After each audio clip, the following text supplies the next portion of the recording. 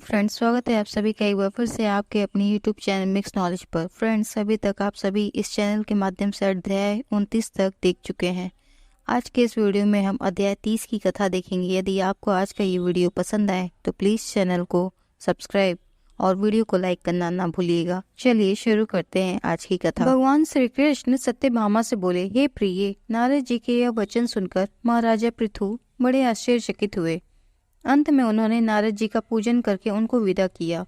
इसलिए माघ, कार्तिक और एकादशी यह 3 व्रत मुझे अत्यधिक प्रिय हैं। वनस्पतियों में तुलसी, महीनों में कार्तिक, तिथियों में एकादशी और क्षेत्रों में प्रयाग मुझे बहुत प्रिय है। जो मनुष्य इंद्रियों पर विजय प्राप्त कर इनका सेवन करता है वह मुझे यज्ञ करने वाले मनुष्य से भी अधिक प्रिय है।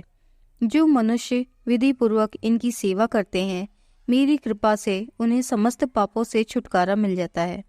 भगवान श्री कृष्ण के वचन सुनकर सत्यभामा ने कहा, हे प्रभु, आपने बहुत ही अद्भुत बात कही है कि दूसरे के लिए पुण्य के फल से कलह की मुक्ति हो गई। यह प्रभावशाली कार्तिक मास आपको अधिक प्रिय है, जिससे पतिद्रोह का पाप केवल स्नान के पुण्य से ही नष्ट हो गया।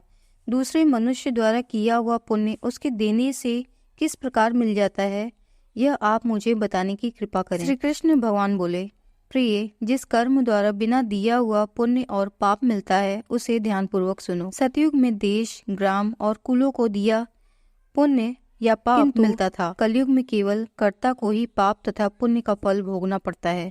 संसर्ग न करने पर भी वह व्यवस्था की गई है और संसर्ग से पाप व पुण्य दूसरे को मिलते हैं, उसकी व्यवस्था भी सुनो। पढ़ाना, यज्ञ कराना और एक साथ भोजन करने से पाप पुण्य का आधा फल मिलता है। एक आसन पर बैठने तथा सवारी पर चढ़ने से, श्वास के आने जाने से पुण्य व पाप का चौथा भाग जीव मात्र को मिलता है। छूने से, भोजन करने से और दूसरे की स्तुति करने से पुण्य और पाप का 6वां भाग मिलता है। दूसरे की निंदा, चुगली और धिक्कार करने से उसका 7वां भाग मिलता है। पुण्य करने वाले मनुष्यों की जो कोई सेवा करता है वह सेवा का भाग लेता है और अपना पुण्य उसे देता है। नौकर और शिष्य के अतिरिक्त जो मनुष्य दूसरे से सेवा करवाकर उसे पैसे नहीं देता, वह सेवक उसके पुण्य का आधे भाग ही होता है। जो मनुष्य पंक्ति में बैठे हुए भोजन करने वाले की पत्तल लांघता है वह उसे अपने पुण्य का 6वां भाग देता है।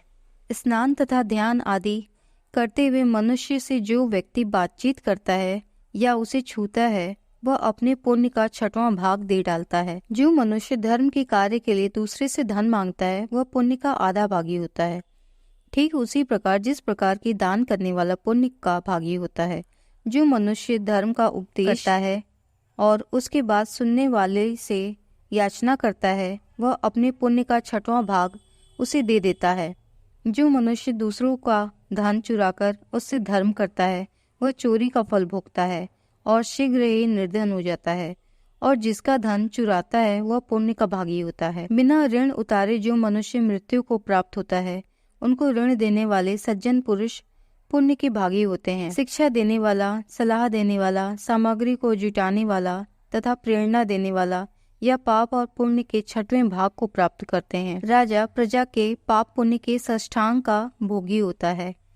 गुरु शिष्यों का, पति पत्नी का, पिता पुत्र का, स्त्री पति के लिए पुण्य का 6वां भाग पाती है। पति को प्रसन्न करने वाली आज्ञाकारी स्त्री पति के लिए पुण्य का आधा भाग ले लेती है। जो पुण्यात्मा पराये लोगों को दान करते हैं वह उनके पुण्य का 6वां भाग प्राप्त करते हैं। जीविका देने वाले मनुष्य जीविका ग्रहण करने वाले मनुष्य के पुण्य के 6ठे भाग को प्राप्त करते हैं। इस प्रकार दूसरों के लिए पुण्य अथवा पाप बिना दिए भी दूसरे को मिल सकते हैं, किंतु यह नियम जो कि मैंने बतलाए हैं ये कलयुग में लागू नहीं होते। कलयुग में तो एकमात्र कर्ता को ही अपने पाप व पुण्य भोगने पड़ते हैं। इस संबंध में एक बड़ा पुराना इतिहास है जो कि पवित्र भी है और बुद्धि प्रदान करने वाला कहा जाता है। उसे ध्यानपूर्वक सुनो। फ्रेंड्स, तो ये था कार्तिक मास की कथा अध्याय 30 तक। यदि आज का आपको ये वीडियो पसंद आया तो प्लीज चैनल को सब्सक्राइब और वीडियो को लाइक करना ना भूलिएगा। आगे की कथा के साथ जल्दी मिलते हैं आपसे। तब तक के लिए टेक केयर, बाय बाय।